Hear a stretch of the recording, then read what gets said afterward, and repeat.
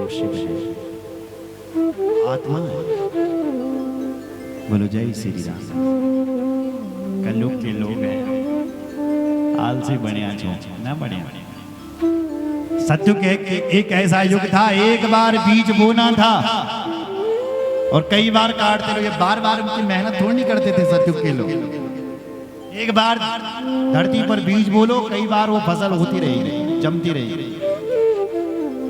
उसके बाद जब त्रेता युग आया, एक बार फसल बो दो तो 7 बार उगती थी। द्वापर युग आया, एक बार फसल बो दो 3 बार उगती थी। और ये कलिकाल जैसे जन्माई बोले, एक बार फसल बो और एक ही बार उगती है, दोबारा आस में। सत्युग के लोग एक बार पुण्य करते थे तो 100 गुना उसका पुण्य मिलता था। द्वापर के लोग पुण्य करते थे तो 75% मिलता था। त्रेता के लोग, द्वापर के लोग जब पुण्य करते थे, कथा सुनते थे तो 50% फल मिलता है।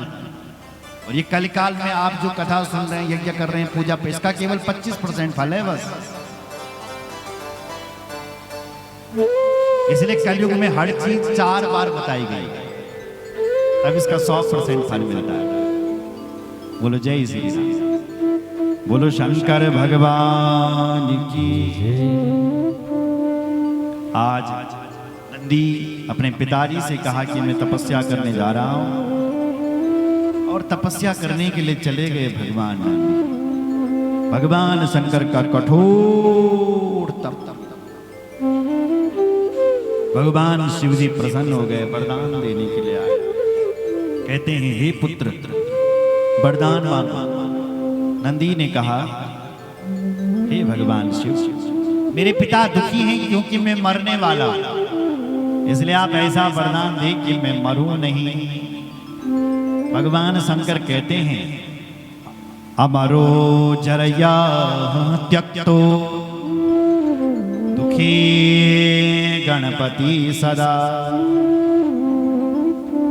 अव्ययश्चाक्षयश्चिष्ट सपिता सुहृदा जना।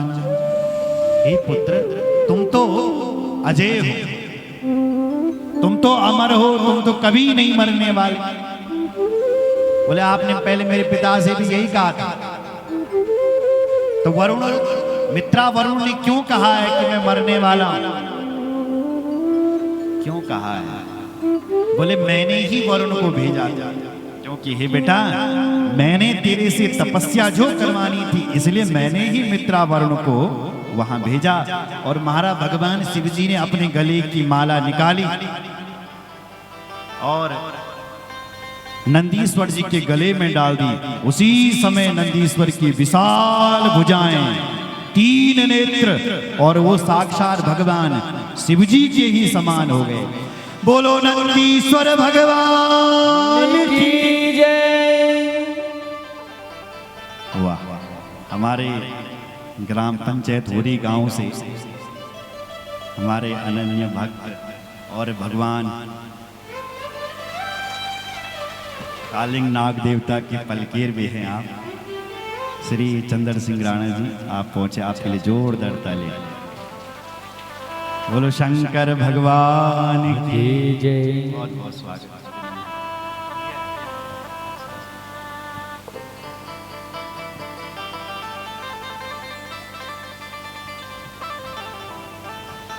बोलो शंकर भगवान की जय।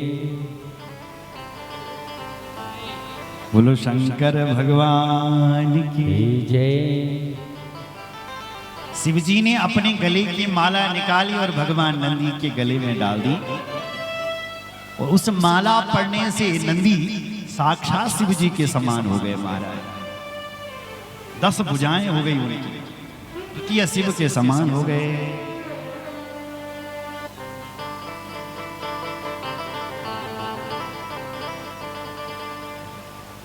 तयाहं मालया विप्रा सुवया कंठशक्तया त्रक्षोदश भुजांश्चाशं द्वितीया इव शंकर। लिखा है कि नंदीश्वर द्वितीय शंकर के समान बन गए।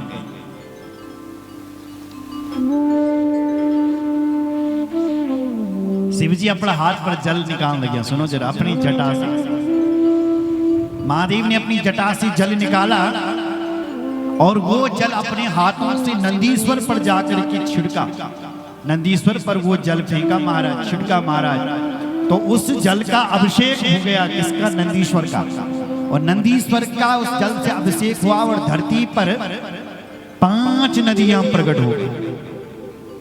शिव जी की इतने जल निकालने से थोड़ी सा जल, 5 नदी। कौन कौन सी नदी? जटोदका, त्र्यस्त्रोताश्च, वृषध्वानिरेतिवसै, स्वर्णोदका जम्बू नदी, पंचनद्या परिकीर्तिता। पहली नदी प्रकट हुई जटोदका, त्रिस्रोता, वृषध्वनि, स्वर्णोदका, ये नदियां प्रकट हो गई महाराज। जम्बू नदी, 5 नदियां धरती पर प्रकट हो गई। और भगवान शिव जी ने सिलाद मुनि से उस बालक को मांग करके अपने कैलाश में ले गए और वहां पर भगवान शिव जी का नंदीश्वर यानी नंदीश्वर गणपत्य पद उनको दे दिया। और भगवान शंकर के साथ ही रहने लगे। मरुत की कन्या थी, मरुत कन्या, उस कन्या से नंदीश्वर का उन्होंने विवाह भी करवाया। और तब से भगवान नंदी शिव जी के साथ ही रहते हैं। साधारण नंदी नहीं है महाराज, ये किसी भी रूप को धारण कर सकते हैं।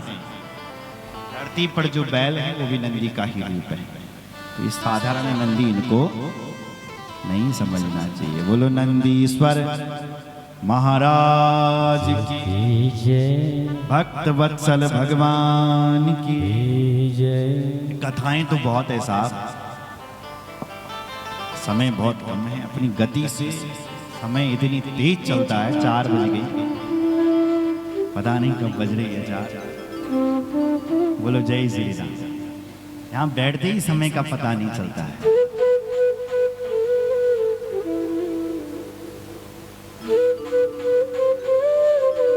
बोलो रामचंद्र भगवान की जय। हर हर महादेव। आगे भगवान भैरवनाथ की कथा का निरूपण किया गया है। भैरव देवता जो हैं वो भगवान शंकर के पूर्ण अवतार कहे गए। भैरवा पूर्ण रूपो ही शंकरस्य परमात्मनः, ऊढस्तम्भेन जानन्ति मोहिता शिव मायया। जो बल भैरव जी को शिव जी के स्वरूप में नहीं देखता है, उसकी मति को तो शिव जी की माया ने हर दिया है। इसलिए भैरव देवता को साक्षात शिव समझना चाहिए। पूर्ण रूपो शिव साक्षात। जब ब्रह्मा जी भगवान सदाशिव का अपमान कर रहे थे, मैंने आपको कथा सुनाई है कि मैंने शिव जी के शिवलिंग का पता लगा लिया। ब्रह्मा जी कह रहे प्रमाण क्या है? बोले ये केतकी का फूल प्रमाण है। तो तब भगवान शंकर को क्रोध आया था और भगवान शंकर के क्रोध से यानी भ्रू मध्य से भगवान भैरव का प्राकट्य हुआ और भैरव भगवान को कहा कि जाओ, जिस मुख से ब्रह्मा जी झूठ बोल रहे हैं ब्रह्मा जी का सिर काट।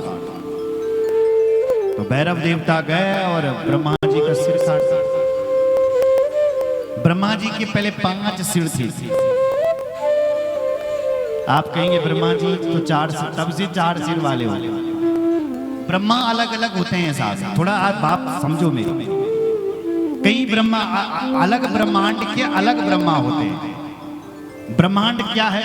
पातालस्य ब्रह्मलोक पर्यंतम। पाताल से लेकर के ब्रह्मलोक पर्यंत तक एक ब्रह्मांड कहा गया है। मतलब नीचे के जो लोक हैं, अतल वितल सुतल तलातल महातल सातल पाताल, 7 लोक। और 7 लोक ऊपर के भूर्भुवः स्वः महा जन तप और सत्य, सत्य लोक में ब्रह्मा जी बैठे रहते हैं। तो एक ब्रह्मांड हो गया। तो ऐसे कई ब्रह्मांड जो भगवान शिव जी के रोमों में रहते हैं। ये रोम कितने? 350 करोड़। तो उतने ही ब्रह्मांड है। कलयुग की आयु है 4,32,000 वर्ष। इसको दुगनी कर दो तो द्वापर की आयु बन जाती है 8,64,000 वर्ष। द्वापर की आयु में कलयुग की आयु जोड़ दो तो त्रेता की आयु निकलेगी। त्रेता की आयु में कलयुग की आयु जोड़ दो तो सतयुग की आयु निकल के आती है। तो हमारे चारों युग बीत जाते हैं। ध्यान से सुनो, इधर देखो। तो जब हमारे 4 युग बीत जाते हैं तो इसको महायुग कहते हैं। और हमारे 4 युग जब 71 बार बीते, कितनी बार? सुन लो, 71 बार एक मनवंतर होता है। क्या होता है? एक मनवंतर मतलब इंद्र की आयु। इतनी आयु का इंद्र है। कितनी आयु का? जितने हमारे सतयुग, द्वापर युग, त्रेता युग और कलयुग जब 71 बार बीत जाएंगे तो एक मनवंतर होगा। तो मनवंतर में त्रिलोकी का प्रलय होता है। त्रिलोकी का प्रलय मतलब ये धरती लोक, अंतरिक्ष और स्वर्ग लोक, इसका प्रलय हो जाता है जब इंद्र बदलते हैं। और जब 14 इंद्र बदल जाते हैं। कितने इंद्र? ध्यान से सुनो। जब 14 मनवंतर हो जाते, जब 14 इंद्र बदल जाते हैं तब ब्रह्मा जी का एक दिन होता है। जब 14 इंद्र बदलेंगे और ब्रह्मा जी का जब एक दिन होता है तो ब्रह्मा जी के एक दिन को कल्प कहा गया है। कल्प मतलब ब्रह्मा जी का एक